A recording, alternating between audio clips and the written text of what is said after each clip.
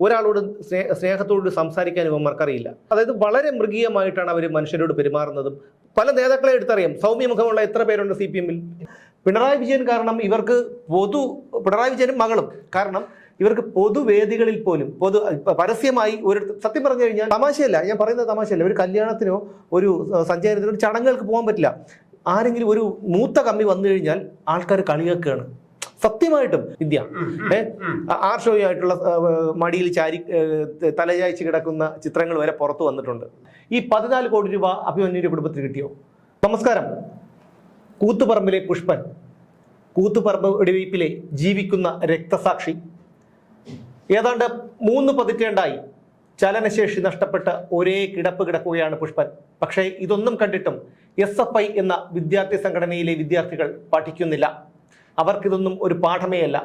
തലമുറകൾ മാറി വന്നിട്ടും ഈ വിദ്യാർത്ഥികളുടെ ചിന്താഗതിക്കും അവരുടെ പ്രവർത്തനത്തിനും യാതൊരു മാറ്റവുമില്ല. ഇപ്പോഴിതാ ഗവർണറെ വഴിയിൽ തടയുന്നു, അദ്ദേഹത്തെ പ്രകോപിതനാക്കുന്നു.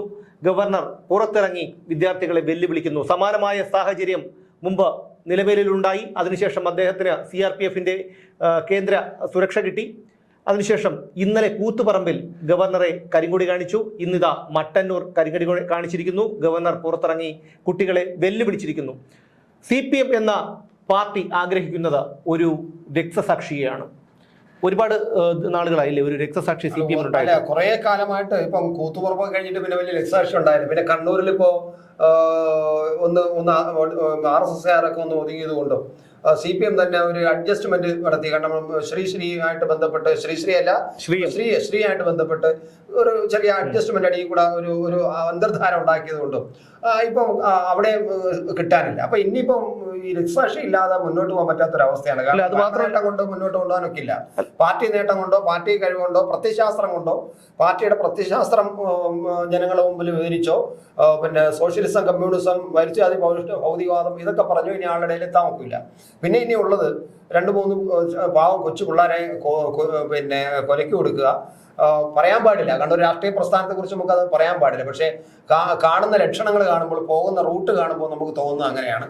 രക്തസാക്ഷി ഉള്ളവനൊക്കെ എടുക്കുക എന്നുള്ളതാണ്. ഈ രക്തസാക്ഷി എന്ന് പറയുന്ന ആ ഒരു സങ്കല്പത്തെ പോലും ആ ഒരു വിശ്വാസത്തെ പോലും ഇല്ലാതാക്കുന്ന തരത്തിൽ അതിൽ പോലും ആളുകൾ എന്ത് പറയാം പിന്നെ പുച്ഛമായി കാണുന്ന ഒരവസ്ഥയിലേക്ക് രക്തസാക്ഷികളെ എന്ന് പറയുന്നത് നമ്മുടെ രാജ്യത്തിന് വേണ്ടിയിട്ടും പ്രസ്ഥാനത്തിന് വേണ്ടിയിട്ടും ജീവൻ കളയുന്നവരാണ്. മറ്റാർക്കോ വേണ്ടിയിട്ട് സ്വന്തം ജീവൻ കളയുന്ന വളരെ വളരെ വലിയ ഒരു ത്യാഗം ചെയ്യുന്ന ഒരു ഇതാണ് രക്തസാക്ഷിത്വം എന്ന് പറയുന്നത്.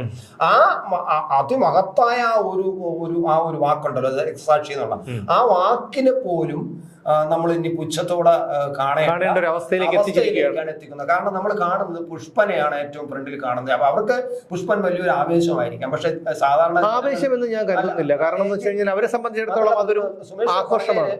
പിന്നെ ജീവിച്ചിരിക്കുന്ന രക്തസാക്ഷിയാണ്. അവിടെ ജീവിച്ചിരിക്കുന്ന രക്തസാക്ഷി എന്ന് പറയുന്നേക്കാളും നല്ലത് ജീവിച്ചിരിക്കുന്ന ഒരു ജീവച്ഛവം, ഒരു ജീവിതം, ഒരു ആയുസ് ഒരു കട്ടിലിൽ കടന്ന് അവസാനിപ്പിക്കേണ്ടി വരുന്നു. എന്തിനു വേണ്ടിയിട്ട്? ഒരു വലിയ മഹത്തായ ആശയത്തിന് വേണ്ടി. ആ ആശയം പിന്നീട് അവർ മാറിയില്ലേ, മൊത്തം മാറിയില്ലേ, ആ ആശയത്തിൽ നിന്നൊക്കെ അവർ മറന്നില്ലേ? എന്നിട്ട് ഇപ്പൊ അവർ പറയുന്നത് എന്താണ്? അതൊക്കെ അന്ന് ഞങ്ങൾ അങ്ങനെയൊക്കെ പറയും, അന്ന് ഞങ്ങൾ അങ്ങനെയൊക്കെ ചെയ്യും, ഇപ്പൊ അതൊന്നും എന്നും മുന്നോട്ട് കൊണ്ടുപോകൂല. ഇത് കേട്ടോണ്ട് കിടക്കുകയാണ് ഈ പുഷ്പൻ എന്ന് പറയുന്ന കക്ഷി. ഈ ഒരു ജീവിതം കളഞ്ഞവൻ 5 പിള്ളേരെ ജീവിതം കളഞ്ഞു. ആ കുട്ടികളുടെ അച്ഛനും അമ്മയ്ക്കാണ് നഷ്ടമായത്. ആലോചിച്ച് നോക്കണം. അപ്പൊ ഇതാണ് നമ്മൾ കാണുന്നത്. ഇതൊക്കെ കണ്ടിട്ട് ഈ കുട്ടികൾ പഠിക്കുന്നില്ല എന്നുള്ളതാണ്. പുഷ്പനെ അറിയാമോ, നമ്മുടെ പുഷ്പനെ അറിയാമോ, ഇതൊക്കെ അവരൊരു ആവേശമായി ഉൾക്കൊണ്ട് പാടുകയാണ്. എന്നാൽ ഇതിന്റെ അർത്ഥമോ? എന്തുകൊണ്ടാണ് ഈ പുഷ്പൻ ഒരു 3 പതിറ്റാണ്ടായി ചലനശേഷി നഷ്ടപ്പെട്ട കിടക്കയിൽ ഒരേ കിടപ്പ് കിടക്കേണ്ടി വരുന്നത്? പുഷ്പന്റെ കുടുംബാംഗങ്ങളുടെ ഒരു അവസ്ഥ, ഇതൊന്നും ഈ കുട്ടികൾക്ക് ചിന്തിക്കാനുള്ള ഒരു ശേഷി ഇല്ല, ചിന്താശേഷിയില്ല എന്നുള്ളതാണ്. മാത്രമല്ല, ഇപ്പോൾ ഒരു രക്തസാക്ഷി ഉണ്ടാകേണ്ടത് CPM-നെ സംബന്ധിച്ചിടത്തോളം അത്യന്താപേക്ഷിതമാണ്. അതിന്റെ കാരണം എക്സാലോജിക്ക് വീണ വിജയന്റെ മാസപ്പടി കേസ്, അത് വേറൊരു വശത്ത് തോമസ് ഐസക്കിനെ പലതവണ ED ചോദ്യം ചെയ്യാൻ ഹാജരായിട്ടും ഇപ്പോൾ നോട്ടീസ് നൽകിയിട്ടും പറയുന്നത് പോകില്ല എന്നാണ് പറയുന്നത്. കടമെടുപ്പ് പരിധി കൂട്ടാൻ വേണ്ടി സുപ്രീം കോടതിയെ സമീപിച്ചെങ്കിലും കേന്ദ്രം ഇന്ന് സുപ്രീം കോടതിയിൽ പറഞ്ഞിരിക്കുന്നത് സുപ്രീം കോടതിയിൽ കൊടുത്ത കേസ് പിൻവലിച്ചാൽ, ഒരു കേസ് പിൻവലിച്ചാൽ ഞങ്ങൾ 13,600 കോടി കടമെടുക്കാനുള്ള അനുമതി നൽകാമെന്നാണ്. പക്ഷേ അതിന് കേരളം തയ്യാറല്ല. അതുകൂടാതെയാണ് വയനാട്ടിലെ ആക്രമണം, വന്യമൃഗങ്ങളുടെ ആക്രമണം, പിന്നെ കേരളത്തിലെ പോലീസ് സംവിധാനം വെറും നിഷ്ക്രിയമാണെന്ന് തെളിയിക്കുന്ന ഒരു സംഭവമാണ് ഇന്നത്തെ സംഭവം. 2 വയസ്സുകാരിയായ ഒരു നാടോടി പെൺകുട്ടിയെ കാണാതായ ഒരു സംഭവം. ഇതുവരെ മണിക്കൂറുകൾ 10-20 കഴിഞ്ഞെങ്കിലും ഇതുവരെ പ്രതികളെ പിടിക്കാനോ അല്ലെങ്കിൽ ഇതിന്റെ ഒരു സൂചന കണ്ടെത്താൻ പോലും നമ്മുടെ പോലീസിന് കഴിഞ്ഞിട്ടില്ല. പക്ഷേ ഒരു കാര്യം ആലോചിച്ച് നോക്കണം, എക്സാലോജിക്കിനെതിരെ വീണ മുഹമ്മദ് റിയാസിന് കാനഡയിൽ ഒരു IT കമ്പനി ഉണ്ടെന്ന് ഫേസ്ബുക്കിൽ പോസ്റ്റ് ഇട്ടതിന്റെ പേരിൽ ഷോൺ ജോർജിനെതിരെ കേസാണ്. അത് മാത്രമല്ല, ഏതൊക്കെയോ മാധ്യമങ്ങൾക്കെതിരെയും കേസുണ്ട്. അപ്പോൾ ഇതിൽ നിന്നൊക്കെ ശ്രദ്ധ തിരിക്കണമെങ്കിൽ ഇവർക്ക് ഇതുപോലൊരു രക്തസാക്ഷി ആവശ്യമാണ്. ഒരു രക്തസാക്ഷി ഉണ്ടാകുമ്പോൾ ഇതെല്ലാം അതിന് താഴെ മുങ്ങിപ്പോകും. ആ ഒരു അവസ്ഥയിലേക്കാണ് ഇവരെ കൊണ്ടുപോകുന്നത്. അത് ഗവർണറെ വെല്ലുവിളിക്കുന്നു, ഗവർണറെ കരിങ്കൊടി കാണിക്കുന്നു. അദ്ദേഹത്തെ പെട്ടെന്ന് പ്രകോപിതനാക്കാൻ കഴിയുമെന്ന് ഇവർക്ക് നന്നായിട്ട് അറിയാം. അതുകൊണ്ടാണ് ഇവർ ചെയ്യുന്നത്. പക്ഷേ മന്ത്രി ബിന്ദു ചെയ്തത് ചട്ടവിരുദ്ധമാണ് എന്ന് അറിഞ്ഞിട്ട് പോലും അവർക്കറിയാം. അത് ഒരുപക്ഷെ അറിവുകേട് കൊണ്ടായിരിക്കാം. കാരണം കമ്മ്യൂണിസ്റ്റുകാരനാണ്, CPM കാരനാണല്ലോ. കാരണം ഈ ഡോക്ടറേറ്റ് ഒക്കെ കിട്ടിയത് എങ്ങനെയാണെന്നുള്ള കാര്യമൊക്കെ നമുക്കറിയാം. അപ്പോൾ അതുകൊണ്ട് അവർക്ക് അറിവുകേടായിരിക്കാം. പക്ഷേ അവർക്ക് എന്തുമാകാമെന്നുള്ള ഒരു ധാരണ. അറിവുകേടെന്ന് മാത്രമല്ല, അധികാരത്തിന്റെ ആ ഹുങ്കിലെ അറിവുകേടാണ്. അതാണ് സംഭവിക്കുന്നത്. കാരണം ഞാൻ മന്ത്രിയാണ്, മന്ത്രിക്ക് എനിക്ക് ഇവിടെ ഇരിക്കാം എന്നുള്ളൊരു എവിടെന്നോ കിട്ടിയ ഒരു അറിവ്. അല്ല, അത് യഥാർത്ഥ അറിവല്ല. യഥാർത്ഥ അറിവല്ല. അത് മാത്രമല്ല, അതിന്റെ ചില ഉദാഹരണങ്ങളും കൂടിയുണ്ട്. കാരണം ഭരണഘടനയെ അധിക്ഷേപിച്ച മന്ത്രി സജി ചെറിയാനെ മാസങ്ങൾക്കകം തിരിച്ചെത്തിച്ചു മന്ത്രി പദവിയിലേക്ക് തന്നെ. ശരി തന്നെ. ഒന്നാം പിണറായി സർക്കാരിന്റെ കാലത്ത് രാജിവെക്കേണ്ടി വന്ന EP ജയരാജനെ തിരിച്ചെത്തിച്ചു. അങ്ങനെ ഒരുപാട് ഉദാഹരണങ്ങൾ ഇവരുടെ മുന്നിലുണ്ട്. എന്തു ചെയ്താലും ചെയ്യുന്നത് CPM-കാരനാണെങ്കിൽ കേരളത്തിൽ രക്ഷയുണ്ട് എന്നൊരു ചിന്ത ഈ CPM-കാരുടെ ഉള്ളിലുണ്ട്. അതാണ് ഈ കാണിച്ചുകൊണ്ടിരിക്കുന്നത്. പക്ഷേ ഗവർണർ അന്ന് നിലമേലിൽ, അതായത് ഏകദേശം ഒരു മാസം മുൻപ് നിലമേലിൽ നടന്ന ഒരു സംഭവവുമായി ബന്ധപ്പെട്ടാണ് ഗവർണർ കസേരയിട്ട് റോഡിൽ ഇറങ്ങി കുത്തിയിരിക്കാനും അതിനുശേഷം അന്ന് തന്നെ കേന്ദ്രം ഇടപെട്ട് അദ്ദേഹത്തിന് Z+ കാറ്റഗറി സുരക്ഷ കൊടുക്കാനും CRPF അദ്ദേഹത്തിൻ്റെ സുരക്ഷ ഏറ്റെടുത്തതുമൊക്കെ. പക്ഷെ വീണ്ടും അദ്ദേഹത്തെ പ്രകോപിപ്പിക്കുന്നു. അപ്പോൾ ഇനി എന്തായിരിക്കും? അല്ല, അത് ഞാൻ നേരത്തെ പറഞ്ഞത് നമ്മൾ അതിന്റെ അടുത്തോട്ട് പോകുന്നു എന്ന് പറയാൻ കാരണം എത്തിയിരിക്കുന്ന സ്ഥലം അവിടെയാണ്. ഈ കൂത്തുപറമ്പിനടുത്തുള്ള പരിസര പ്രദേശത്തിലാണ് ഇപ്പൊ നടക്കുന്നത്. ആ കൂത്തുപറമ്പിന് തൊട്ടടുത്തുള്ള പ്രദേശം, പിന്നെ നമ്മൾ ഇന്ന് നടന്നത് മറ്റേ മട്ടന്നൂരിൽ, ഇന്നലെ നടന്നത് കൂത്തുപറമ്പ്, അതിന്റെ അടുത്തോടെയാണ്. അപ്പൊ ഇത് ആ പ്രദേശത്ത് എത്തിയിട്ടുണ്ട്. അപ്പം ഏകദേശം ആ തനിയാവർത്തനം, ആ പഴയ സംഭവം ആവർത്തിക്കപ്പെടാൻ സാധ്യതയുണ്ട്. ആ പ്രദേശത്ത് എത്തിയിട്ടുണ്ട്. ആ പ്രദേശത്തുള്ള ചെറുപ്പക്കാരെന്ന് പറഞ്ഞാൽ ഇപ്പോഴും ഈ പറയുന്ന അന്ധമായിട്ട് അടിമകളായി കഴിയുന്ന ഒരു വിഭാഗം പാർട്ടി പ്രവർത്തകരായതുകൊണ്ട് അവരെ പ്രകോപിപ്പിച്ചു വിടാൻ പറ്റും. ഈ 5 പേര് മരിച്ചതും ഈ പുഷ്പൻ ഇങ്ങനെ കിടക്കുന്നു അവർക്ക് ഒരു പ്രശ്നമല്ല. അതൊക്കെ വലിയൊരു ആവേശമായിട്ടാണ് അവർക്ക് തോന്നുന്നത്. പക്ഷേ കാലം മാറിപ്പോയി, എല്ലാം മറന്നു. എല്ലാ തത്വചിന്തകളും പിന്നെ ഈ മാർക്സിസം ലെനിനിസത്തിന് വേണ്ട എന്ന് പറഞ്ഞ് കളഞ്ഞ ഒരു പ്രസ്ഥാനമാണിത്. വെറും ചുവപ്പ് കൊടി മാത്രം ഒരു ധൈര്യമായിട്ട് കൊണ്ടുനടക്കുന്ന ഒരു പ്രസ്ഥാനമാണ്. സ്വാഭാവികമായിട്ടും നിങ്ങൾ ഈ ചെറുപ്പക്കാര് കാര്യങ്ങൾ കൃത്യമായിട്ട് മനസ്സിലാക്കിയിട്ട് എടുത്തു ചാടിയാൽ മതി. കാരണം ഈ രാഘവനെ പിന്നീട് അംഗീകരിച്ചൊരു പാർട്ടിയാണ്. അല്ല, അതിന്റെ കാരണം അത് രാഘവന്റെ കാര്യം അവിടെ നിൽക്കട്ടെ. അതായത് ഞാൻ പലപ്പോഴും പറയാറുള്ളത് പോലെ നാണവും മാനവും മര്യാദയും ഒരു മനുഷ്യനുണ്ടാകുന്ന സാധാരണ വികാരങ്ങൾ, കാമം ഒഴികെയുള്ള വികാരങ്ങളൊന്നും ഇവന്മാർക്കില്ല. ഒരാളോട് സ്നേഹത്തോട് സംസാരിക്കാൻ ഇവന്മാർക്കറിയില്ല. ഒരാളെ അതായത് വളരെ മൃഗീയമായിട്ടാണ് അവർ മനുഷ്യരോട് പെരുമാറുന്നതും. പല നേതാക്കളെ എടുത്തറിയാം. സൗമ്യമുഖമുള്ള എത്ര പേരുണ്ട് CPM-ൽ? ഇല്ല. സൗമ്യമുഖമുള്ള ഇപ്പോൾ MP രാജേഷ്, പിന്നെ അങ്ങനെ കടകംപള്ളിയും ഒക്കെ, അങ്ങനെയുള്ള കുറച്ച് നേതാക്കളാണ് സൗമ്യമായിട്ട് ഒരു സൗമ്യ മുഖഭാവമെങ്കിലും ഉള്ളത്. ബാക്കിയുള്ളതൊക്കെ എന്ന് പറഞ്ഞു കഴിഞ്ഞാൽ ഒരു ക്രുദ്ധമായിട്ടുള്ള മുഖഭാവം, ഒരു ക്രൗര്യം, ഒരു ക്രൗര്യമാണ്. പിണറായി വിജയനെ കാണുമ്പോൾ തന്നെ അത് നമ്മൾ ആ ഒരു പ്രളയ സമയത്തും അല്ലെങ്കിൽ കോവിഡ് സമയത്തൊക്കെ നമ്മൾ ആ ഒരു സന്ധ്യ സമയം വളരെ ഭയപ്പാടോടുകൂടിയാണ് കണ്ടത്. കാരണം ത്രിസന്ധ്യ സമയത്ത്, കോവിഡ് സമയത്ത് ഈ പിന്നെ മാസ്കും കെട്ടി വന്നിരിക്കും. അപ്പൊ നമുക്ക് അതൊരു വലിയ ഒരു അശുഭകരമായ ഒരു ഇരണക്കേട്, ഇരണക്കേടായിരുന്നു. നമ്മളെ വീട്ടിലൊക്കെ ഞാനാ ഉള്ളെങ്കിൽ അതൊന്നും കാണില്ല. കാരണം ഇരണക്കേടാണ്. വിളക്ക് കളിക്കുന്ന സമയത്ത് ഈ മോഹം ഇങ്ങനെ കണ്ടോണ്ടിരിക്കാന്ന് പറഞ്ഞ ഒരു ഇരണക്കേടാണെന്ന് പറഞ്ഞിട്ട് ഞാൻ കാണില്ലായിരുന്നു സത്യമാണ്. അതുപോലെ തന്നെയാണ് ശിവൻകുട്ടി ആയിരുന്നാലും ശിവൻകുട്ടി ഇപ്പോഴാണ് ഒന്ന് ഒതുങ്ങിയത്. കാരണം അദ്ദേഹത്തിന്റെ ആരോഗ്യപരമായിട്ടുള്ള ചില പ്രശ്നങ്ങളൊക്കെ ഉള്ളതുകൊണ്ടായിരിക്കാം. കാരണം ആ രീതിയിലാണ് സജി ചെറിയനാവട്ടെ, അങ്ങനെ ഇവരിലുള്ള ആരായാലും. അപ്പം ഞാൻ പറഞ്ഞു വന്നത്, ഈ നാണം, നാണക്കേട്, മാനം, മര്യാദ ഇതൊക്കെ മനുഷ്യർക്കുള്ളതാണ്, അത് CPM-മാർക്കുള്ളതല്ല. അതിന്റെ ഏറ്റവും വലിയ ഉദാഹരണമാണ് KM മാണി ജീവിച്ചിരുന്നപ്പോൾ അദ്ദേഹത്തെ ബഡ്ജറ്റ് അവതരിപ്പിക്കാതിരിക്കാൻ ശ്രമിച്ചതും അദ്ദേഹത്തെ കോഴമാണിയെന്ന് അധിക്ഷേപിച്ചുകൊണ്ട് സോഷ്യൽ മീഡിയയിലും അതുപോലെ പൊതുവേദികളിലുമൊക്കെ ഇവർ ആഘോഷിച്ചതും അദ്ദേഹത്തിന്റെ മകൻ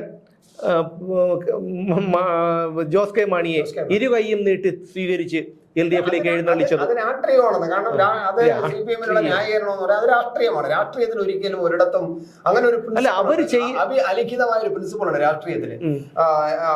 എപ്പോഴും ഇവര് തന്നെ പറയുന്നതാണ്, രാഷ്ട്രീയത്തിൽ ഒരിക്കലും പിന്നെ സ്ഥായിയായ ഒരു ശത്രുവുമില്ല, മിത്രവുമില്ല. അതാണ് രാഷ്ട്രീയം എന്നാണ്. ആയിക്കോട്ടെ, ആ ന്യായീകരണം അങ്ങനെ പറയുന്നതിന് അങ്ങനെ ആയിക്കോട്ടെ. പക്ഷെ നമ്മൾ ഈ കാണാൻ പോകുന്ന ഒരു വലിയൊരു സംഭവം, ഈ പിള്ളേര് ഈ SFI പിള്ളേര് 4-5 ഭരിച്ചു കഴിഞ്ഞാൽ ഈ കുറച്ച് എന്തെങ്കിലും നേട്ടം ഉണ്ടാകും. പക്ഷെ അതുകൊണ്ട് ഉണ്ടാകാൻ പോകുന്ന നഷ്ടം ആ കുടുംബത്തിനും ഒന്നും സംഭവിക്കും. അല്ല, ഞാൻ പറയുന്നത് ഈ നഷ്ടം സംഭവിക്കണം എന്ന് തന്നെയാണ് ഞാൻ പറയുന്നത്. അതിന് കാരണമുണ്ട്. എന്തെന്നറിയോ, നമ്മളൊരു നമ്മളിപ്പോൾ പലപ്പോഴും പറയാനുണ്ട്, ഈ കുട്ടികളെയൊക്കെ നമുക്ക് നിയന്ത്രിക്കാൻ കഴിഞ്ഞില്ലെങ്കിൽ അവരൊരു പൊതുശല്യമാണ് എന്ന് നമുക്ക് തോന്നിക്കഴിഞ്ഞാൽ, അല്ലെങ്കിൽ ഒരു ഉപദ്രവകാരികളാണെന്ന് തോന്നിക്കഴിഞ്ഞാൽ കാലും കൈ തല്ലി ഒടിച്ചിട്ട് ആഹാരം കൊടുക്കണമെന്ന് പണ്ട് കാലത്തൊക്കെ നമ്മളെയൊക്കെ പറഞ്ഞിട്ടുണ്ട്. നമ്മൾ ഈ വലിയ തലതിരിഞ്ഞ പരിപാടിയെ കാണിക്കുമ്പോഴത്തേക്കും അങ്ങനെ പറഞ്ഞിട്ടുണ്ട്. അത് ഇന്ന് പറയുമ്പോൾ അത് വലിയൊരു കേസാവുമായിരിക്കും. കാരണം ഇന്നാണല്ലോ അച്ഛനും അമ്മയ്ക്കും ഗുരുക്കന്മാർക്കും ഒന്നും വിലയില്ലാത്ത. പണ്ട് കാലത്ത് നമ്മളെയൊക്കെ മാക്ക് എടുത്തിട്ട് അടിച്ചിട്ടുണ്ട്. ആര് വീട്ടിൽ നിന്നല്ല, സ്കൂളിൽ നിന്നൊക്കെ ടീച്ചർമാരൊക്കെ. അപ്പം അങ്ങനെ കിട്ടിയിട്ടുണ്ട്. അപ്പൊ അതുകൊണ്ട് അന്നൊന്നും ഒരു പരാതിയുമില്ല. ഇന്ന് പിള്ളേരെ തൊടാൻ പാടില്ല, വഴക്ക് പറയാൻ പാടില്ല. അപ്പൊ അത്തരം ഒരു കാര്യങ്ങളിലേക്ക് എത്തിയിരിക്കുകയാണ്. അപ്പം ഈ പിള്ളേരെ നിയന്ത്രിക്കാൻ പറ്റിയില്ലെങ്കിൽ ഈ പിള്ളേരുടെ അച്ഛനും അമ്മ നിയന്ത്രിക്കില്ല. കാരണം ഞാൻ ചോദിക്കുന്നത്, ഞാൻ പറയുന്നത്, ഈ കുട്ടികളുടെ അച്ഛനും അമ്മയും ഇവരുടെ കൺട്രോളല്ല. ഈ പിള്ളേരുടെ കൺട്രോൾ, പിള്ളേരെന്ന് പറയുന്ന അച്ഛന്റെ അമ്മേനെയും കൺട്രോളല്ല. പാർട്ടി അങ്ങോട്ട് ഇറങ്ങുമ്പോൾ പാർട്ടിയുടെ കൺട്രോളാണ്. അവർക്ക് എല്ലാ സൗകര്യങ്ങളും ചെയ്തു കൊടുക്കുന്നു. ഈ നാട്ടില് ഞാൻ ചോദിക്കട്ടെ, ഈ കേരളത്തിലാണ് ഏറ്റവും അധികം ലഹരി, കഞ്ചാവും അതുപോലുള്ള ലഹരി വിൽക്കപ്പെടുന്നത്. ഇവിടെ ഏറ്റവും അധികം സ്ട്രോങ് ആയിട്ട് നിലനിൽക്കുന്ന ഒരു യുവജന സംഘടന, വിദ്യാർത്ഥി സംഘടന SFI-യും DYFI-യുമാണ്. ഈ കോളേജുകളിൽ, നമ്മുടെ കോളേജുകളിൽ മുഴുവനും ലഹരിയുടെ കൂത്തരങ്ങൾ. കോളേജുകൾ മാത്രമല്ല, എല്ലാ സ്ഥലങ്ങളിലും. എന്തുകൊണ്ട് ഇവരാണ് കോളേജ് അടക്കി ഭരിക്കുന്നത്? SFI ആണ് അടക്കി ഭരിക്കുന്നത് എന്നാണ് പറയുന്നത്. ഒരു പ്രസ്ഥാനത്തെ പോലും അങ്ങോട്ട് കയറ്റില്ല. ഇപ്പം യൂണിവേഴ്സിറ്റി കോളേജിൽ വേറെ ഒരു പ്രസ്ഥാനത്തിനും കയറ്റില്ല. അതുപോലെ അവര് അടക്കി ഭരിക്കുന്ന കോളേജ് ക്യാമ്പസുകളാണ്. ആ ക്യാമ്പസിൽ എങ്ങനെയാണ് ഇത്രയും വലിയ ലഹരി അവിടെ വിൽക്കപ്പെടുന്നത്? അപ്പൊ SFI എന്ന് പറയുന്ന ആ പ്രസ്ഥാനം അറിയാതെ അവിടെ ലഹരി SFI-യുടെ പ്രസ്ഥാനം, കുട്ടികൾക്ക് എല്ലാ സൗകര്യങ്ങളും SFI എന്ന് പറയുന്ന പ്രസ്ഥാനത്തെ കുറിച്ച് എല്ലാവർക്കും അറിയാം. നമുക്ക് പക്ഷേ ഈ ക്യാമറയുടെ മുമ്പിലായതുകൊണ്ടും ഇതൊരു പബ്ലിക് പ്ലാറ്റ്ഫോം ആയതുകൊണ്ടും നമുക്കത് തുറന്നു പറയാൻ കഴിയില്ല. നമുക്ക് അതിശയം വന്നതെന്നറിയാം, ഈ അടുത്ത കാലത്ത് ഒരു ഉത്തരവ് വന്നു. 6:30 മണി കഴിഞ്ഞാൽ ക്യാമ്പസിൽ വിദ്യാർത്ഥികൾ നിൽക്കാൻ പാടില്ല എന്നൊരു ഉത്തരവ് വന്നപ്പോഴാണ് ഞാൻ അറിയണത് 6 മണി കഴിഞ്ഞ് യുവമാര് കോളേജിൽ നിൽക്കുമെന്നാണ്. അല്ല, 10 മണി വരെ കോളേജിനകത്താണ്. എറണാകുളം മഹാരാജാസ് കോളേജിൽ രാത്രി 7 മണിക്ക് ശേഷം നടക്കുന്ന സംഭവങ്ങൾ ഏതോ ഒരു ആൾ മൊബൈലിൽ പകർത്തി ഇട്ടിരുന്നു. അതായത് എന്തൊരു, അപ്പൊ അവിടെ കോളേജ് പ്രിൻസിപ്പളിനോ കോളേജ് അധികാരികൾക്കോ ഒരു നിയന്ത്രണവുമില്ല. ആ കോളേജ് അവരുടെ വകയാണ്. അവിടെ കൊണ്ടുവന്ന് ആദ്യം തന്നെ ബാനർ കെട്ടും. ബാനർ കെട്ടിക്കഴിഞ്ഞാൽ SFI എന്തുകൊണ്ട് ബാനർ കെട്ടിക്കഴിഞ്ഞാൽ പിന്നെ കോളേജ് അവരുടെ വകയാണ്. അധ്യാപകർ അവർ പോലെ കേട്ടോളണം, പ്രിൻസിപ്പൾ അവർ പറയുന്നത് കേട്ടോളണം. രാത്രി 8 മണി 10 മണി വരെ അവർ ക്യാമ്പസിനകത്തും റൂമിനകത്തും ഉണ്ടാവും, ആണും പെണ്ണും എല്ലാം കൂടെ. ഈ സൗകര്യം ചെയ്തു കൊടുക്കുന്ന ഒരു പ്രസ്ഥാനമാണ് SFI. ആ പ്രസ്ഥാനത്തോട് അല്ല, അതാണ് ഞാൻ പറഞ്ഞത്. അതിന്റെ കാര്യം എന്ന് പറഞ്ഞു കഴിഞ്ഞാൽ, ഇപ്പോൾ 2 ആഴ്ചയ്ക്ക് മുമ്പ് കൊല്ലം ശാസ്താംകോട്ടയിൽ ഒരു സംഭവം നടന്നു. ഒരു DYFI നേതാവ് ഒരു SFI പെൺകുട്ടിയെ പീഡിപ്പിച്ചു എന്നാണ് പറയുന്നത്. പീഡനമൊന്നുമല്ല, അവർ തമ്മിൽ പ്രണയത്തിലായിരുന്നു. ഇവർ തമ്മിൽ എല്ലാ തരത്തിലുള്ള ബന്ധങ്ങളും ഉണ്ടായിരുന്നു. 9 ലക്ഷത്തോളം രൂപ ഈ പെൺകുട്ടി ഈ പയ്യന് കൊടുത്തെന്ന് പറയുന്നു. അവസാനം അവൻ വലിപ്പിച്ചിട്ട് പോയി വേറെ ഒരുത്തിനടുത്ത് പോയപ്പോഴാണ് ഇവൾ കൊണ്ടുവന്ന് കേസ് കൊടുത്തത്. അപ്പം നമ്മുടെ നിയമം അറിയാമല്ലോ, പീഡിപ്പിച്ചു, ഒന്നും അറിഞ്ഞൂടാത്ത എന്നെ പീഡിപ്പിച്ചു, എൻ്റെ 9 ലക്ഷം തട്ടിയെടുത്തു. SFI കാരിയാണ്, DYFI കാരനാണ്. ഇപ്പോൾ ഇന്നലെ അറസ്റ്റിലായ ആലപ്പുഴ കാവാലത്താണെന്ന് തോന്നുന്നു ഒരു SFI, അതായത് ആ പെൺകുട്ടിയുടെ അച്ഛൻ പാർട്ടിയുടെ ലോക്കൽ കമ്മിറ്റി സെക്രട്ടറിയോ മെമ്പറോ എന്തോ ആണ്. അയാളുടെ മകളെ LLBക്ക് എന്തോ പഠിക്കുന്ന ഒരു കുട്ടിയാണ്. അവളും ഒരു ഡിവൈഎഫ്ഐയിലെ പയ്യനുമായിട്ട് പ്രണയത്തിലായിരുന്നു. ഇവരുടെ എൻഗേജ്മെന്റ് വരെ കഴിഞ്ഞു. എന്നിട്ട് ഈ പയ്യൻ വീട്ടിൽ വരുമായിരുന്നു. ഒന്ന് ആലോചിക്കണം, ഇത് ആരുമില്ലാത്ത സമയത്ത് വീട്ടിൽ വരുന്നത് എല്ലാവർക്കും അറിയാം. അത് ചിലപ്പോൾ അവരൊക്കെ പുരോഗമനവാദികളാണ്, നമ്മളെ പോലെയല്ല, നമ്മളൊക്കെ മനുഷ്യരെ പോലെ പഴഞ്ചൻ, അതെ, നമ്മളൊക്കെ പഴഞ്ചൻ ആൾക്കാരാണ്. അപ്പം നമുക്ക് ഇങ്ങനെ ചിന്തിക്കാൻ കഴിയുള്ളൂ. എന്തായിരുന്നാലും 91 വയസ്സായ ഒരു അപ്പാപ്പൻ ഉണ്ടായിരുന്നു ആ പെണ്ണിന്. അപ്പം അയാൾ മാത്രം ചുരുണ്ട് കൂടി കിടക്കും. മറ്റേ പയ്യൻ വരും, അവൾ തൂങ്ങി മരിച്ചു. അവൻ വന്ന് അവളെ മർദ്ദിച്ചു എന്ന് പറയുന്നു, തൂങ്ങി മരിച്ചു. അവനെ ഒളിവിലായിരുന്നു. പാർട്ടിക്കാരാണ് ഇവനെ സംരക്ഷണം നൽകിയെന്നാണ് അറിയുന്നത്. എന്തായാലും അവനെ ഇന്നലെ ഗത്യന്തരമില്ലാതെ പോലീസ് അറസ്റ്റ് ചെയ്തു. കാരണം ഈ പെൺകുട്ടി പട്ടിക വർഗത്തിൽപ്പെട്ടതോ പട്ടികജാതിയിൽ ബന്ധപ്പെട്ടതാണ് അതൊന്ന്. പിന്നെ ഒരു 1.5 വർഷം മുൻപ് മലയൻകീഴിലുള്ള ഡിവൈഎഫ്ഐ നേതാവ്, ആ നേതാവ് നല്ല ഉന്നത വിദ്യാഭ്യാസമാണ്. എന്താണ്, യൂണിവേഴ്സിറ്റി കോളേജിൽ ബിരുദാനന്തര ബിരുദത്തിന് പഠിക്കുന്ന ഒരു പയ്യനാണ്. നല്ല വിദ്യാഭ്യാസമുള്ള അപ്പം അവന് അവന്റെ ഫോൺ, അതായത് അവൻ ഈ എന്തോ അവനും സഹപ്രവർത്തക ഈ ഇതേ പാർട്ടിയിലുള്ള ഒരു സ്ത്രീയും തമ്മിലുള്ള വിഷയമാണ്. കാരണം അവരുടെ ഫോട്ടോ എടുത്ത് മിസ്യൂസ് ചെയ്യുകയോ അവർക്ക് മെസ്സേജ് അയക്കുകയോ ചെയ്യുന്നതാണ് പറയുന്നത്. എന്തായാലും ആ ഒരു പരാതിയിൽ ഇവനെ പോലീസ് അറസ്റ്റ് ചെയ്ത് മൊബൈൽ പരിശോധിച്ചപ്പോൾ ഏകദേശം 30 സ്ത്രീകളോടും പെൺകുട്ടികളോടും ഇവൻ ശാരീരിക ബന്ധത്തിൽ ഏർപ്പെടുന്നതും ചെയ്യും. എല്ലാം ആയിരിക്കും, അല്ല പിന്നെ വേറെ അങ്ങനെ ഇരിക്കും. അപ്പോൾ ചിത്രങ്ങളും ഒക്കെയാണ്. റിമാൻഡിൽ കഴിഞ്ഞു, തിരിച്ചിറങ്ങി വന്നു, ഇപ്പോൾ ഉണ്ട്, പുള്ളിക്കാരനുണ്ട്. അപ്പോൾ ഞാൻ പറഞ്ഞത് ഈ പറയുന്ന എന്തുകൊണ്ടാണ് ABVP-യിലും KSU-ലും അല്ലെങ്കിൽ മറ്റ് വിദ്യാർത്ഥി സംഘടനകളിലൊക്കെ ഇത്തരത്തിലില്ലാത്തത്. പിന്നെ വേറൊരു കാര്യമുണ്ട്, ഒരു കുളിമുറിയിലുള്ള സ്ഥിരം പരിപാടിയാണ് നമ്മുടെ സോണി എന്ന് പറഞ്ഞിട്ടൊരു പാർട്ടി പ്രവർത്തകൻ. അവൻ്റെ സ്ഥിരം പരിപാടി രാത്രി കഴിഞ്ഞ് കഴിഞ്ഞാൽ ആലപ്പുഴയിലാണ് സ്ഥിരം സന്ധ്യ വൈകി കഴിഞ്ഞ് നേരെ അയൽവക്കത്തുള്ള കുളിമുറിയിൽ ഇതാണ് പിടിച്ചിരുന്നു. ആൾക്കാർ എല്ലാം കൂടെ പിടിച്ചിരുന്നു. അപ്പം ഇവർക്ക് ഇത്തരത്തിലുള്ള എന്തുമാകാം. അതാണ് ഞാൻ ആലോചിക്കുന്നത്. ഈ ഒരു സഹപ്രവർത്തകയെ പിടിപ്പിക്കുന്നത്, അത് ആർഷോ വ്യാജ സർട്ടിഫിക്കറ്റ് ഉണ്ടാക്കി ജോലിക്ക് ശ്രമിച്ച ഒരുത്തി, അവളുടെ പേര് വിദ്യ അല്ലേ, വിദ്യ. ആർഷോയുമായിട്ടുള്ള മടിയിൽ തലചായ്ച്ച് കിടക്കുന്ന ചിത്രങ്ങൾ വരെ പുറത്തു വന്നിട്ടുണ്ട്. അതിൽ നിന്ന് അന്വേഷണക്കാര് വിജിലൻസ് അതിൽ നിന്ന് ആർഷോ രക്ഷപ്പെടുത്തിയിട്ടുണ്ട്. ഈ വ്യാജ സർട്ടിഫിക്കറ്റ് ഉണ്ടാക്കിയതിൽ വേറെ ആർക്കും പങ്കില്ല, വേറെ ആർക്കും. അവള് തന്നെയാണ്, ആർക്കും ചോദിക്കാനില്ല, പറയാനില്ല, ഒന്നുമില്ല. എന്ത് മോഷണം, കൊലപാതകം, പിടിച്ചുകയറി, ബലാത്സംഗം, പീഡനം ഏതുമായിക്കോട്ടെ നമ്മുടെ പാർട്ടി സംരക്ഷിക്കും. അതാണല്ലോ വണ്ടിപ്പെരിയാറിൽ കണ്ടത്. വണ്ടിപ്പെരിയാറിൽ 6 വയസ്സുള്ള ഒരു പെൺകുട്ടിയെ കൊലവിളിച്ച് അതിനെ ക്രൂരമായി പീഡിപ്പിച്ച് കൊന്നൊരുത്തനെ ചെയ്തതൊക്കെ നമ്മൾ കണ്ടതാണല്ലോ. ഇനി ആവർത്തിച്ച് അതിന്റെ ആവർത്തന വിരസത ഉണ്ടാക്കേണ്ട കാര്യമൊന്നുമില്ല. അപ്പൊ എന്തായാലും നമ്മുടെ ഈ ഒരു കൂത്തുപറമ്പ് എന്തായാലും നമ്മുടെ നാട്ടില് വളരെ താമസിയാതെ ഉണ്ടാവും. അതും ഇപ്പൊ ഗവർണർ വടക്ക് തന്നെ ഉണ്ട്, കൂത്തുപറമ്പ് പരിസരത്ത് തന്നെ ഉണ്ട്, പിന്നെ മട്ടന്നൂരും ഭാഗത്തുണ്ട്. സ്വാഭാവികമായിട്ടും അവിടെ ഞാൻ പറയുന്നത്, ഞാനിപ്പോ ഞാൻ ആഗ്രഹിക്കുന്നത് എന്താ അറിയാമോ, അതായത് ഇവരൊന്ന് ജീവിച്ചിരുന്നിട്ട് ഒരു ഗുണവും സമൂഹത്തിന് പോട്ടെ, നാടിന് പോകട്ടെ, സ്വന്തം തന്തയ്ക്കും തള്ളയ്ക്കും പോലും ഉണ്ടാവും. അവനവന് പോട്ടെ, തന്തയ്ക്കും തള്ളയ്ക്കും പോട്ടെ, അവനവന് തന്നെ ഉണ്ടാവാൻ പോകും. അതിനകത്ത് വേറെ ഞാനിപ്പോൾ നമ്മൾ സംസാരിച്ചെടുത്തപ്പോൾ ഞാൻ ആലോചിച്ചിട്ടുണ്ട്, അത് ഈ കുട്ടികളെ നമ്മൾ കുറ്റം പറയാൻ പറ്റാത്ത ഒരു അവസ്ഥ എന്നറിയോ. ഈ കുടുംബങ്ങൾ മുഴുവനും CPM പിന്നെ ഗുണഭോക്താക്കളാണ്. അതായത് CPM എന്നുള്ള ഒരു കോർപ്പറേറ്റ് സംവിധാനത്തിൽ പോകുന്ന ഒരു പാർട്ടിയാണ്. കാരണം ഏറ്റവും അധികം തൊഴിൽ ദാതാവാണ് CPM എന്നുള്ളത്. രാഷ്ട്രീയ പാർട്ടി എന്നതിനേക്കാൾ ഉപരി ഏറ്റവും വലിയ തൊഴിൽ ദാതാവാണ്. ഒരു കോർപ്പറേറ്റ് കമ്പനി പോലെയാണ് ആ പാർട്ടി പൊയ്ക്കൊണ്ടിരിക്കുന്നത്. പണ്ട് പോലെ ഞാൻ പറയാറുണ്ട്, ഒരു കോർപ്പറേറ്റ് കമ്പനിയാണ് ഏറ്റവും വലിയ തൊഴിൽ ദാതാവാണ്. അത് പിന്നെ പിന്നാമ്പുറത്തൂടെ കൊടുക്കും, സഹകരണ സംഘങ്ങളിൽ കൊടുക്കും. അങ്ങനെ എവിടെയെല്ലാം ജോലി കിട്ടോ അവിടെ എല്ലാം അവർക്ക് ഓരോരോ ജോലികളൊക്കെ ഒപ്പിച്ചു കൊടുക്കും. അങ്ങനെ പിന്നെ ആശ്രിതരെ ഉണ്ടാക്കിയെടുക്കും. ഞാൻ പറയുന്നുണ്ടല്ലോ, അണികളല്ല അവർക്കുള്ളത്, ആശ്രിതരാണ്. അപ്പൊ ആശ്രിതരാകുമ്പോൾ സ്വാഭാവികമായിട്ട് ആ വീട്ടിൽ നിന്ന് കോളേജിൽ പഠിക്കുന്ന കുട്ടി SFI ചേരുകയും SFIയിൽ കൂടെ ഇറങ്ങിയില്ലെങ്കിൽ ആ വീട്ടിലേക്കുള്ള വരുമാന സ്രോതസ് അവരടയ്ക്കും. കാരണം അവര് കൊടുത്ത പണിയോ അവരുടെ പിന്നിൽ കൂടെ കിട്ടിയ എന്തോ ശുപാർശ വഴിയോ കിട്ടിയതായിരിക്കും. അപ്പോൾ അവരുടെ പാർട്ടി ഗ്രാമങ്ങളാണതല്ല.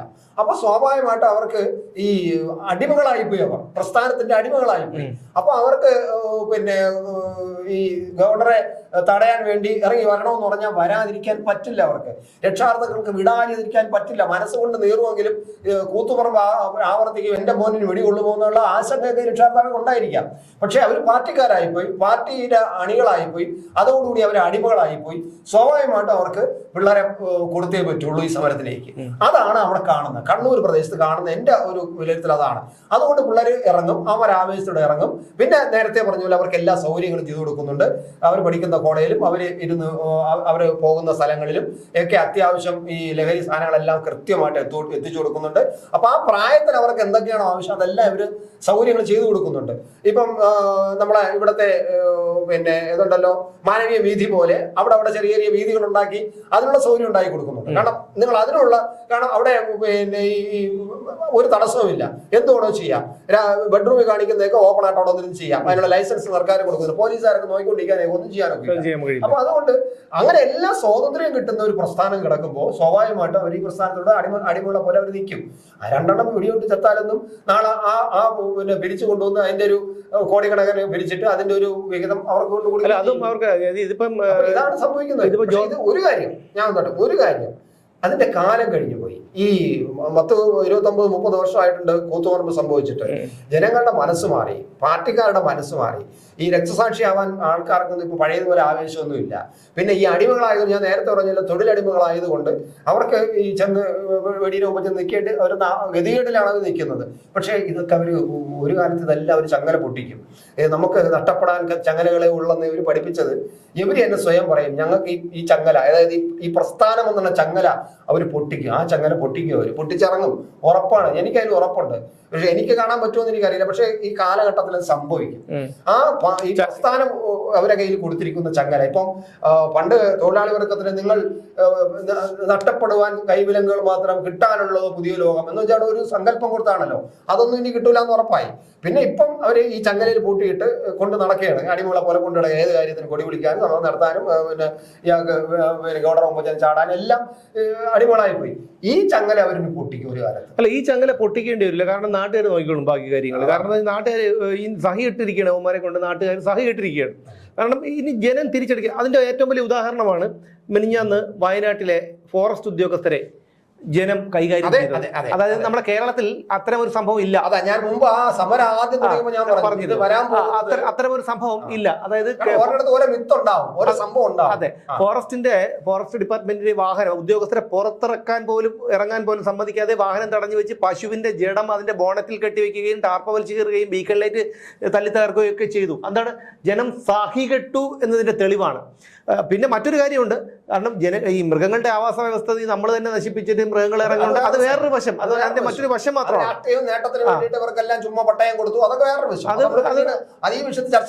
ചർച്ചയാണ്. അതുകൊണ്ട് തന്നെ അതിലോട്ട് പോകുന്നില്ല. അപ്പോ ഈ ജനങ്ങൾ എന്താണ് സഹികെട്ടിരിക്കുകയാണ്. ഇത്രയും പോലീസുകാർ വന്നിട്ട് പോലും ഇന്നും കുറെ പേർക്കെതിരെ 100 പേർക്കെതിരെ കണ്ടലറിയാവുന്നവർക്കെതിരെ കേസ്, 5 പേർക്കെതിരെ വേറെ കേസ്.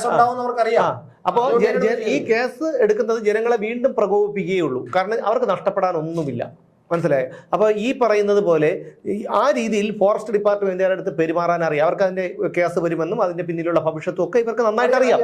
അപ്പോൾ അവർക്ക് അങ്ങനെ വരുമ്പോൾ ആ ഫോറസ്റ്റുകാരോടുള്ളതിന്റെ 10,000 മടങ്ങ് പകയാണ് ഈ പിണറായി വിജയനോടും ഈ ഭരിക്കുന്ന മന്ത്രിമാരോടും ഈ CPM നേതാക്കളോടും കേരളത്തിലെ സാധാരണക്കാരായ ജനങ്ങൾക്കുള്ളത്. അതിൽ ഈ വലിയൊരു വിഭാഗവും ഈ പാർട്ടിയിലുള്ളവർ തന്നെയാണ്. കാരണം പിണറായി വിജയൻ കാരണം ഇവർക്ക് പിണറായി വിജയനും മകളും കാരണം ഇവർക്ക് പൊതുവേദികളിൽ പോലും പരസ്യമായി ഒരു സത്യം പറഞ്ഞു കഴിഞ്ഞാൽ അതല്ല വേറൊരു കാര്യം വെച്ചാൽ ഒരു കല്യാണത്തിനോ, തമാശയല്ല ഞാൻ പറയുന്നത്, തമാശയല്ല, ഒരു കല്യാണത്തിനോ ഒരു സഞ്ചാരത്തിനോ ഒരു ചടങ്ങുകൾക്ക് പോകാൻ പറ്റില്ല. ആരെങ്കിലും ഒരു മൂത്ത കമ്മി വന്നു കഴിഞ്ഞാൽ ആൾക്കാർ കളിയാക്കുകയാണ് സത്യമായിട്ടും. കാരണം ഞാൻ കഴിഞ്ഞ ആഴ്ച ഒരു ഇതിന് പോയിട്ട്, കഴിഞ്ഞ 4-ാം നാൾ ഒരു സഞ്ചയനത്തിന് പോയിട്ട് അവിടെ നിന്നപ്പോൾ കാണാം ഒരു മൂത്ത കമ്മിയാണ് വരുന്നപ്പം മറ്റൊരു കളിയൊക്കെ. കാരണം ഇയാൾ വന്നിട്ട് ആൾക്കാരുടെ ഇടയിൽ ഇങ്ങനെ പമ്മി നിൽക്കുകയാണ്. എന്താണ് കാരണം ലോക്കൽ കമ്മിറ്റി സെക്രട്ടറി ഇതുപോലെ ചടങ്ങിൽ പങ്കെടുക്കുന്നത് പല തരക്കാരാണ്. അപ്പൊ അവിടെ വരുമ്പോ ഇതിൽ ആരെങ്കിലും ഒരു തുടക്കം ഇട്ടു കൊടുത്താൽ എല്ലാവരും കൂടി കളിയാക്കി കൊല്ലും. കാരണം അപ്പോൾ വരുമ്പോഴും ഇവനവിടെ നിന്ന് ന്യായീകരിക്കണ്ടേ, മിണ്ടാതെ നിൽക്കാൻ പറ്റുമോ? അപ്പൊ ഈ ഒരു അവസ്ഥയിലേക്ക് സാധാരണക്കാരായ അണികൾ നേതാക്കന്മാർക്ക് വരുമ്പോൾ ആളുകൾക്കെല്ലാം വലിയ ഭൗതികമായിരുന്നു, വലിയ സ്നേഹമായിരുന്നു. പക്ഷെ ഇപ്പൊ അങ്ങനെയൊന്നുമില്ല. കൂടെ നടക്കാൻ പോലും ആകെ ഒരു ലോക്കൽ കമ്മിറ്റി സെക്രട്ടറി ആണ് കൂടെ നടക്കാൻ, അല്ലെങ്കിൽ അവിടെ ഉള്ള ഏതെങ്കിലും ഒരു ബ്രാഞ്ച് സെക്രട്ടറി ആണ്. അല്ല, വേറെ ജനങ്ങൾ അടുത്തോട്ട് പോണില്ല, അടുത്തോട്ടൊന്നും കൃഷ്ണൻ ചോദിക്കണില്ല. അതെ, എന്തായിരുന്നാലും ഈ ഒരു സംഭവം, അതായത് ഈ ഗവർണറെ പ്രകോപിപ്പിക്കുന്നത് എന്തായാലും നല്ലതല്ല. ഞാൻ പറയുന്നത് ഇത് ഒരു രക്തസാക്ഷി ഉണ്ടായിട്ട് എന്ത് ചെയ്യാൻ കാരണം ഇതൊന്നും പഠിക്കില്ല. കാരണം രക്തസാക്ഷി ഉണ്ടായാൽ പോലും ഇവർക്ക് നല്ലതാണ്. അഭിമന്യു എന്നൊരു രക്തസാക്ഷി ഉണ്ടായപ്പം അതിലെ ഒരു പ്രതിയായ ഒരു പ്രതിക്ക് SDPI പ്രവർത്തകർ ഒരു പ്രതിക്ക് കിലയിൽ, സർക്കാരിന്റെ സ്ഥാപനമായ കിലയിൽ ജോലി കൊടുത്തു ജാമ്യത്തിൽ ഇറങ്ങിയതിനു ശേഷം. അതുപോലെ അഭിമന്യുവിന്റെ പേരിൽ ബക്കറ്റ് കൊടുത്തുകൊണ്ട് തെക്ക് വടക്ക് നടന്ന് കിട്ടാവുന്നിടത്തോളം പിരിച്ചു. ഇവന്മാരെ പിരിവറിയാലോ, 100, 200, 500, 1000 ഒന്നും കൊടുത്താൽ അവർ വാങ്ങിക്കില്ല. തോന്നിയ കണക്ക് അവർ പറയുന്ന സാധനം കൊടുത്തിരിക്കണം. ബക്കറ്റ് പിരിവ് ഞാൻ പറയാതെ തന്നെ അറിയാം, നിങ്ങൾക്ക് അറിയാൻ പറ്റും. അപ്പോൾ കേരളത്തിൽ 14 ജില്ലകളുണ്ട്. ഈ 14 ജില്ലകളിൽ നിന്ന് ഇവർ ഏറ്റവും കുറഞ്ഞത് 1 കോടി രൂപ പിരിച്ചു വന്നിരിക്കട്ടെ. 1 കോടി രൂപ ഒരു ഇതിൽ. കാരണം ഒരു പിരിവെന്ന് കേൾക്കുമ്പോൾ ഇവരൊക്കെ ഉത്സവമാണ്. അത് നമ്മുടെ ജീവിതത്തിൽ അതിനുവേണ്ടിയാണല്ലോ ഇടയ്ക്കിടയ്ക്ക് കേരളീയം നവകേരള സദസ്സ്. അതായത് ഇപ്പൊ ആൾക്കാർ കളിയാക്കി ഇവന്മാരൊക്കെ തന്നെ ഒരു നാണക്കേട് തോന്നി. ഇപ്പൊ ബക്കറ്റ് പിരിവില്ല. അപ്പൊ ഈ ബക്കറ്റ് പിരിവെന്ന് പറഞ്ഞാൽ ഇവന്മാർക്ക് ഒരു ആവേശമാണ്. ആ ഓടിക്കൊണ്ട് ബക്കറ്റ് എടുത്തിട്ട് നേരെ ബക്കറ്റ് എടുക്കുന്നു, പിരിക്കാൻ നടക്കുന്നു. അത് കഴിഞ്ഞതിന് ശേഷം കഴുകി കമഴ്ത്തി പിന്നെ പാർട്ടി ഓഫീസിന്റെ മൂലയിൽ കൊണ്ടുവയ്ക്കുന്നു. വീണ്ടും അടുത്തൊരു സംഭവം പറയുന്നു, എടുത്ത് തുടച്ചെടുത്ത് വൃത്തിയാക്കി വീണ്ടും പോവുകയാണ് ചെയ്യുന്നത്. അപ്പോൾ ഈ ബക്കറ്റ് ഒരു ജില്ലയിൽ നിന്ന് 1 കോടി വെച്ച് മിനിമം പിരിച്ചു പോകും. കാരണം കോറി മുതലാളികൾ, ബാർ മുതലാളിമാർ അവരിന്ന് കൊടുക്കണം 500, 1000, 10,000 ഒന്നും അല്ല. അവർ കൊടുക്കുന്നത് 500, 1000, 10,000 ഒന്നുമല്ല. കോറി മുതലാളിമാർ, ബാർ മുതലാളിമാർ, വൻകിട മുതലാളിമാർ, പ്രവാസികൾ, പിന്നെ അതുപോലെ അങ്ങനെയുള്ള വിട്ടാല് സാധാരണക്കാരെ 50, 10 കൊടുത്താൽ പോലും ശരി. അതാണ് ഞാൻ പറഞ്ഞത്, ഏറ്റവും കുറഞ്ഞ തുകയാണ് ഒരു ജില്ലയിൽ നിന്ന് 1 കോടി രൂപ. അങ്ങനെയാണെങ്കിൽ കേരളത്തിൽ 14 ജില്ലകളുണ്ട്, 14 കോടി രൂപ. ഈ 14 കോടി രൂപ അഭിമന്യുവിന്റെ കുടുംബത്തിന് കിട്ടിയോ? എൻ്റെ ഒരു അറിവിൽ എല്ലാം കൂടി അദ്ദേഹത്തിന് അഭിമന്യുവിന്റെ അച്ഛന്റെ പേരിൽ 10 ലക്ഷം, 5 ലക്ഷം, അമ്മയുടെ പേരിൽ 10 ലക്ഷം, 32 ലക്ഷം, 39 ലക്ഷം എന്തോ വീട് വയ്ക്കാൻ കൊടുത്തു, 57. പിന്നെ സഹോദരയുടെ വിവാഹം നടത്തി. എല്ലാം കൂടി തട്ടിക്കഴിച്ച് നോക്കിയാലും ഒരു 80, 70 ലക്ഷം രൂപ. പോട്ടെ, 1 കോടി കൂട്ടിക്കോ.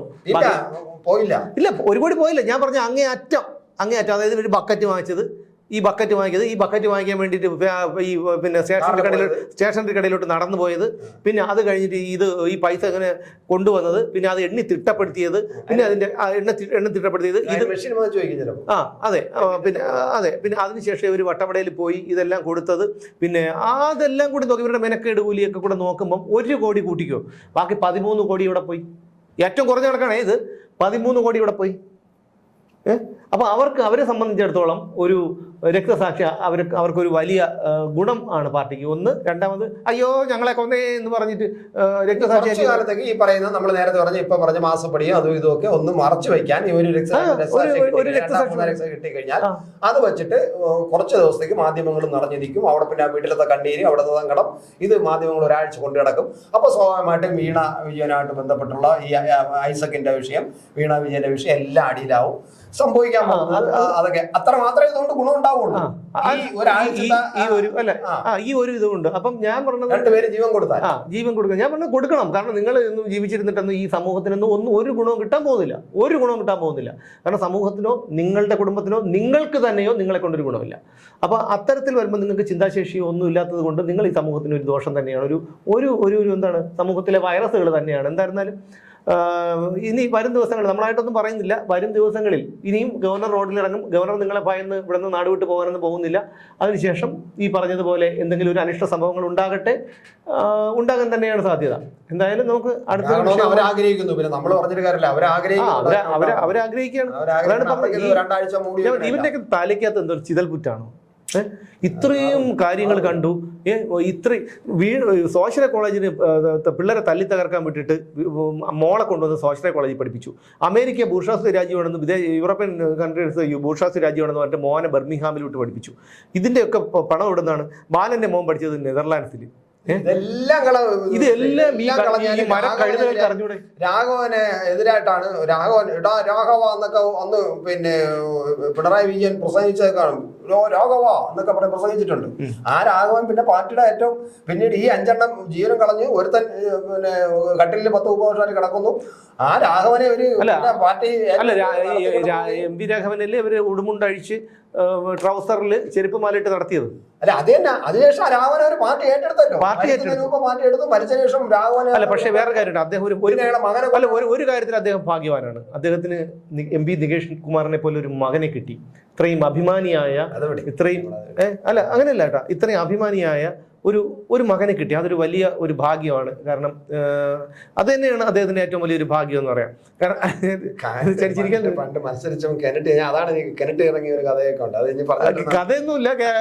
കിണറ്റിൽ ഇറങ്ങി അത് ജനങ്ങളുടെ എന്തോ ജനങ്ങളുടെ എന്തോ ഒരു സമയദോഷം കൊണ്ട് കാല് തെറ്റിയില്ല.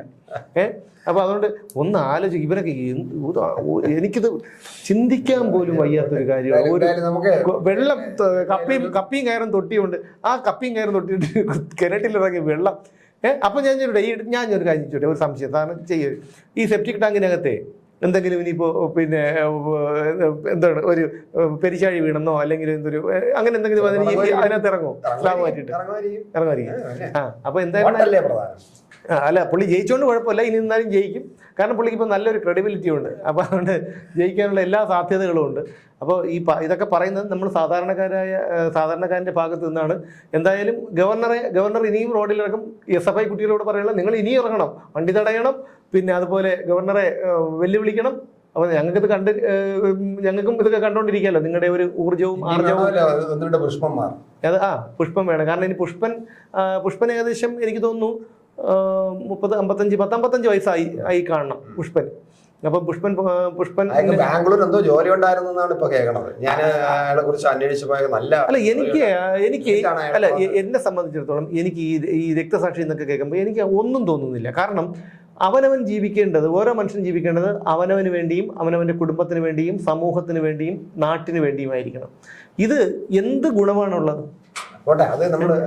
അതിനെക്കുറിച്ച് എന്തായാലും വരുന്നില്ല. എന്തായാലും വരും ദിവസങ്ങളിൽ കൂടുതൽ ഈ ഗവർണർക്കെതിരെയുള്ള പ്രതിഷേധവും ഗവർണറുടെ രോഷവും ഒക്കെ വളരെ വർദ്ധിച്ചു വരുമെന്ന് തന്നെ മനസ്സിലാക്കാം. നമുക്ക് മറ്റൊരു വിഷയവുമായി നാളെ വീണ്ടും കാണാം.